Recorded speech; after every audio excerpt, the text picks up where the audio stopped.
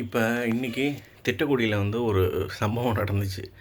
என்ன அப்படின்னா, கம்யூனிஸ்ட் கட்சி அப்படின்னு சொல்லி ஸ்ரீமுஷ்ணம், திட்டக்குடி, வடலூர் அப்படின்னு சொல்லி ஒவ்வொரு குரூப்பாக வந்தாங்க. ஆனால் அதில் நிறையா பொண்ணுங்க வந்து இந்த கோல் அடிச்சுட்டு போனாங்க. கோல், அப்புறம் வந்து இந்த கொடியெல்லாம் ஏந்திட்டு கோஷம் போட்டுட்டு போனாங்க. அப்போ இதெல்லாம் வந்து எப்படி பண்ணுறானோ அப்படின்னா, இப்போ ஃபார் எக்ஸாம்பிள் கமலஹாசன் இருக்கார்ல, கமலஹாசன் வந்து நல்லா பேசினார், கரெக்டு. அவர் நல்லவர் தான் வச்சுக்கோங்க, நல்லவர் தான். ஆனால் அவருக்கு மக்கள் கூட்டமே கூடலை. ஏன்னா கூட விடலை, பணம் கொடுத்தா தான் வருவானோ. ஏன்னா 90% மக்களில் அவங்க கையில் வச்சுருக்கானோ, அதுவும் அடிமையாக. நீ இந்த போட்டேன்னா அவனுக்கு இவ்வளோ காசு. அதேமாதிரி இந்த 100 நாள் வேலை திட்டம் இதெல்லாம் கொண்டு வந்து கீழே இருக்கிற மக்கள் சுரண்டானோ. என்னால் எங்கள் அப்பா, நானுமே ஆக்சுவலாக பார்த்தீங்கன்னா சின்ன வயசில் நானும் வந்து இதில் இவ்வளோலாம் நான் யோசிக்கிறது இல்லை. எங்கள் அப்பா தான் முதல்ல சொன்னார், நம்ம வந்து ஏழைங்க வயிற்றில் அடித்து வாழற மாதிரி இருக்குது, நம்மளது தான் நிலம், அந்த 8 ஏக்கர் நிலம் எங்களது தான், இருந்தாலும் பயிர் பண்ணுறது அவங்க, களை பிடுங்கிறது அவங்க, நடவு நடுறது அவங்க, அதை வந்து அவங்களுக்கு மிஞ்சி போனால் சம்பளம்னு 300-200 தான் கொடுத்துட்ருந்தோம். அந்த மாதிரி எங்கள் அப்பா நல்லவர் தான். எங்கள் அப்பா கெட்ட பேர் இருக்குது தான், ஆனாலும் எங்கள் அப்பா நல்லவர் தான். எங்கள் அப்பாவால் தான் நான் இங்கே இருக்கேன். எங்கள் அப்பா அம்மா தான் என்னை காப்பாற்றிக்கிட்டு இருக்காங்க இப்போ வரைக்குமே. இல்லைனா இவனுங்க எல்லாத்தையும் என்கிட்ட எப்போ பார்த்தாலும் பிடுங்கி தின்னுக்கிட்டு இருக்கானோ தேவடியா பசங்க. பொட்டை மாதிரி போயெல்லாம் ஆகணும், 9 புண்டாகணும். இந்த 90% மக்கள் வந்து அவனுங்க கையில் அடிமையாக இருக்குது. இப்போ வந்து ஒரு கூட்டம், இப்போ பார்த்தீங்கன்னா அதுக்கு எக்ஸாம்பிளே சொல்லணும் அப்படின்னா, ஜெயலலிதா செத்தப்போ ஒரு பெரிய போராட்டம் பண்ணணும்னு நினச்சிருந்தா பண்ணியிருக்கலாம். ஆனால் இது மக்கள் மேக்ஸிமம் இந்த போராடுற மக்களுக்கு தெரியாது, அதான் ஏழையாக இருக்கிற இவனுங்களுக்கு தெரியாது. மீதியெல்லாம் நம்மெல்லாம் அவ்வளோதான், எங்கேயாவது வேலைக்கு போயிட்டுருப்போம், இல்லை ஏதோ ஒன்று, எவனுக்கு என்ன நடந்தால் என்ன அப்படிங்கிறது தான் நம்ம இப்போ உலகமே இல்லையா. பணம் வாங்கிட்டு குத்திடுவானோ முதுகில், இதுதான் பண்ணிட்டுருக்கானோ, உலகத்தை அழிச்சிட்ருக்கானோ.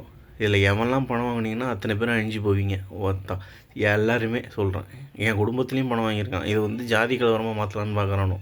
என் குடும்பத்துலேயும் தான் இருக்கானோ, பிள்ளை கம்யூனிட்டியில் கூட தான் என் சொந்தக்காரெல்லாம் பணம் வாங்கியிருக்கான், என் ஃப்ரெண்ட்ஸ் எல்லாம் வாங்கியிருக்கானோ, ஊரில் இருக்கிறவனுங்களும் தான் பணம் வாங்கியிருக்கானோ.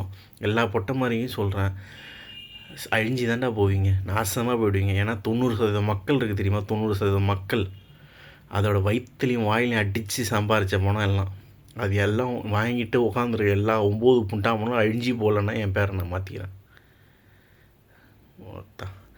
அதேமாதிரி இலுமினாட்டி தேவையான பசங்களுக்கும் ஜூஸுக்கும் ஒன்று சொல்கிறேன், அவனுக்கு மேக்ஸிமம் கே தான், ஆனால் இருக்கானோ கே இல்லாமலும் இருக்குது, அந்த ஏலியன் புண்டாமனும் இருக்கானோ. அவனுங்களை கண்டுபிடிக்கிறது தான் அந்த ப்ளட்டு டைப்பு. அப்புறம் இந்த ஹார்ட் மிடில் இருக்கும் ஒன்று. அடுத்து வந்து இந்த கேவெல்லாம் கண்டுபிடிக்கிறது கே டெஸ்ட்டு சொல்லிட்டேன். அப்புறம் அவங்களோட பேன் கார்டை செக் பண்ணாலும் தெரிஞ்சு, அவனுக்கு மண்டக்குள்ளே பூந்து பார்த்தாலும் தெரிஞ்சணும். இப்பயும் சொல்கிறேன், இந்த போலீஸை காட்டி பயமுறுத்துறது, இல்லை எங்கள் அப்பா அம்மாவை வந்து யூகேயில் இருக்கிற எங்கள் அப்பா அம்மா, பாட்டி தாத்தா, என் அக்கா பசங்க, அக்கா எல்லாரையும் போட்டு தள்ளுறான்னு சொல்கிறது, இதெல்லாம் இல்லாமல் உங்கள் சரண் அடைஞ்சிருங்கண்ணா. பொட்டை புண்டை மாரி திரும்ப பொட்டை புண்டை தானே நீங்கள்லாம். கேட்டால் மீடியா என்கிட்ட இருக்குது, போலீஸ் என்கிட்ட இருக்குது, பணம் என்கிட்ட இருக்குது, பொலிட்டீஷியன் என்கிட்ட இருக்கானோ, நியூஸு, மீடியா, இன்டர்நெட் என்கிட்ட இருக்குது தான், இல்லை இருக்குது. ஆனால் ஆம்பளை புண்டையாக இருந்தால் என்கிட்ட நேருக்கு நேர் மோதுங்க. சூனியா வர ஆரம்பித்தப்பையும் நான் இதான் சொன்னேன், உமா புண்டை எனக்கு சூனியம் வைடா அப்படின்னா என் பாட்டி தாத்தாவை வைக்கிறானோ, என் அப்பா பல்லெல்லாம் பிடிக்கிட்டானோ எங்கள் அப்பாவுக்கு வைக்கிறானோ. எங்கள் அப்பாவுக்கு ஹார்ட் அட்டாக் வந்துச்சு கொஞ்ச நாளைக்கு முன்னாடி, வலிக்குதுன்னு பாரு. எனக்கும் வச்சுருந்தான் தானோ, ஆனால் எனக்கு கம்மியாக வச்சுருந்தானோ. ஆனால் எனக்கு அப்புறம் அந்த வாக்கிங் இப்போ கொஞ்சம் நாளைக்கு முன்னாடி ஒரு 2 மாதத்துக்கு முன்னாடி தான் ஹெவியாக வச்சு காட்டினானோ. அப்புறம் இந்த மாதிரி ஏற்பட்டது பண்ணிகிட்டு தான் இருக்கானோ. என்னை மட்டும் வைடான்னா என் பிள்ளைலாம் எனக்கு இப்போ தான் குழந்தை பிறந்திருக்கு, 4 மாதம் ஆகுது என் பையன், அவனுக்கு வைக்கிறானோ. அவன் அழுகுறான், திடீர்னு எதுக்கு அழுகுறானே தெரியும், நிற்காமல் அழுகுறான். பொட்டை புண்டடா நீங்களாம். சரியான 9 புண்டை, அலிக்குயிரி நீ எல்லாம். அதுக்கு தான் இந்த வாரம் எடுத்து காட்டினானுங்க.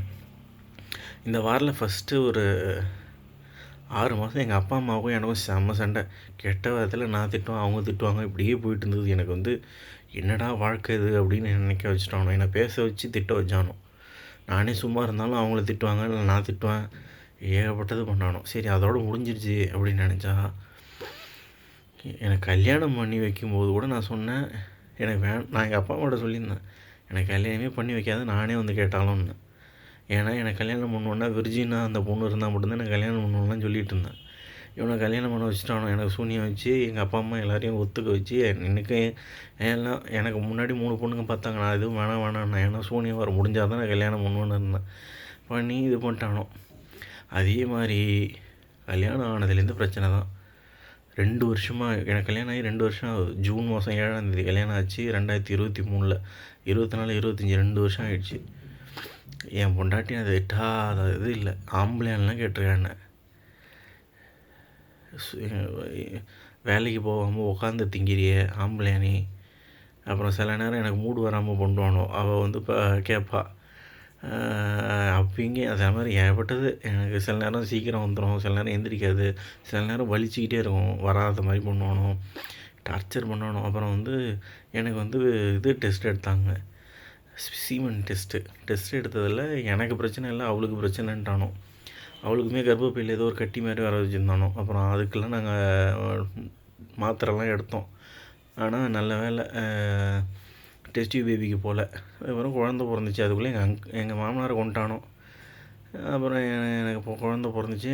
குழந்த பிறந்ததுலேருந்து ஏகப்பட்ட சண்டை. எங்கள் அப்பா அம்மாவுக்கும் இவளுக்கும் சண்டை. என்னை திட்டுவா, அப்புறம் எங்கள் அப்பா அம்மா என்னை திட்டுவாங்க, என் மாமியார் என்னை திட்டுவாங்க, இருக்கிற எல்லாத்தையும் திட்டுவாங்க. செத்துக்கிட்டு இருக்கேன். எனக்கும் அவளுக்கு இந்த காதலே போயிடுச்சு. அது எல்லாமே எனக்கு இப்போ வேறு புள்ள வேறு இருக்குது. எனக்கு நான் சொல்லிட்டேன், தேவடியா பயலோலாம் 9 புண்டாமலாம் என் பணத்தில் கை வைக்காதன்ட்டேன். பணத்தில் கை வச்சுட்டானோ. எப்போ பார்த்தாலும் எனக்கு எதையாவது செலவு வச்சுக்கிட்டே இருப்பானோ. இந்த மாதிரி ஒரு வரைமுறையே இல்லாமல் பண்ணிக்கிட்டு இருக்கானோ. எனக்கு என்ன பண்ணுறதுனே தெரில. இதை முடிச்சு விடுங்கனாலும் இவனும் கேட்டு தொலைக்க மாட்டேங்கிறானோ. இப்படி கொடுக்கறதுக்கு எதுக்கு இது ஒரு சேலஞ்ச் ஆடாதெல்லாம். எல்லா விதத்துலேயும் டார்ச்சர் பண்ணால் என்ன தான் பண்ணுவேன். வேலைக்கு போனால் ஒன்று வேலை பார்க்க ஒன்றும், வேலைக்கு போகிற இடத்துலையும் டார்ச்சர் பண்ணுறானோ. ஜெராகோவில் பரவாயில்ல, அங்கேயும் டார்ச்சர் பண்ணாங்க தான். ஏன்னா அங்கே வந்து அவர் இலுமினாட்டி இல்லைன்னே வச்சுக்கோங்க. ஆனால் எப்படி இவங்க எல்லாத்தையுமே பண்ணுறானுங்கன்னா, பணங்கிற ஒன்று தான். எல்லா கம்பெனியும் இலுமினாட்டி கிடையாது, பெரிய பெரிய கம்பெனி தான். பெரிய கம்பெனி. நான் இப்போ போய் ஒரு சின்ன கம்பெனியில் ஜாயின் பண்ணுறேன்னா, உனக்கு என்ன வேணுமோ வாங்கிக்க அப்படின்னு சொல்லிவிட்டு என்னை டார்ச்சர் பண்ணி வெளில அனுப்பிச்சிடுவானோ. அப்புறம் அந்த கம்பெனியில் அவனுக்கு வேணுங்கிற ப்ராஜெக்ட்டு, பணம், வீடு, காருன்னு வாங்கிக்கிறானோ. இந்த மாதிரி பணத்தை வச்சு தான் எல்லாம் பண்ணுறானோ. நீங்களும் பணத்து பின்னாடி போய் அழிஞ்சிடாதீங்க, அதுதான் நான் சொல்லுவேன். நான் இவ்வளோ கஷ்டப்பட்டுட்டு இருக்கிறது காரணமே வந்து என் சொந்தக்காரனுங்க. அப்புறம் வந்து எல்லாம் ஏகப்பட்ட பேர் இந்த இலுமினாட்டி, இந்த பொட்டை மாதிரி ஜூஸு, ஏலியன் ஜூஸு, இவனெல்லாம் தான். நான் வந்ததுக்கு காரணமே என்னென்னா, இந்த உலகத்தை அழிக்காமல் இருக்கணும், மக்களை காப்பாற்றணுன்னு தான். அதை கேட்க போனால் என்ன இலுமினாட்டிங்கிறானோ, நான் கேங்கிறானோ. எனக்கு அசிங்கமே கேங்கிறது தான். ஐயோ நீங்கள்லாம் தெரிஞ்சுக்க மாட்டீங்கன்னா இப்படின்னு சொல்கிறேன். ஒருத்தன் நேருக்கு பொட்டை புண்டை மாதிரி சூனியம் வைக்காத.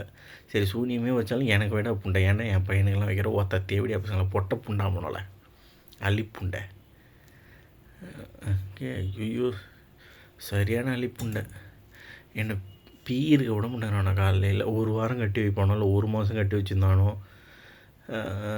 பாம்பு போட்டுக்கிட்டே கொசு விட்டுக்கிட்டே வைப்பானோ. அப்புறம் அவனை கொசு விட்டு என் மூக்கில் வைப்பானோ. அது சூனியத்தில் வச்சு இழு அப்படிம்பானோ. இந்தமாரி லூசு புண்டை மாரி 9 புண்டை மாதிரியே எல்லாம் வைக்கிறானோ. வெளில என்னால் சொல்ல முடியல, ஆனால் சொல்லி தான் அவனை வேறு வழி இல்லை. நான் எல்லாத்தையும் மெயிலில் அனுப்பிச்சிருந்தேன், எல்லாத்தையும் டாக்குமெண்ட்டில் எழுதி வச்சுருந்தேன். சூனியம் ஏகப்பட்டது வைக்கிறானோ. என்ன சொல்லதுன்னே தெரியல. இப்போயே நான் சொல்கிறேன்டா, பொட்டை கொதி அழிப்புண்டாவனே, ஏன்டா பொட்டை அழிப்புண்டை ஏலியன் ஜூஸு எலுமினாட்டி தேவடியா பசங்களா, என் பியே தின்னுங்கண்ணா. அட்லீஸ்ட் இப்போலேருந்தாவது என் பியாவது தின்னுங்க. பொட்டை புண்டை மாதிரி என் கூட இருக்கிறவனுங்களாம் வைக்கிற, என் குடும்பத்துக்கு வைக்கிற, என் கூட சேர்ந்தவனை கொள்கிற, என் கூட சேர்ந்தவனை வைக்கிற, நல்லவங்களை எல்லாத்தையும் டார்ச்சர் பண்ணுற. கர்மன்னு ஒன்று இருக்குடா புண்டாமனே. வந்து ஒரு நாள் ஒன்று அடிக்கும் பாடுறா தேவடியா பசங்களா, பொட்டை புண்டாமனலாம்.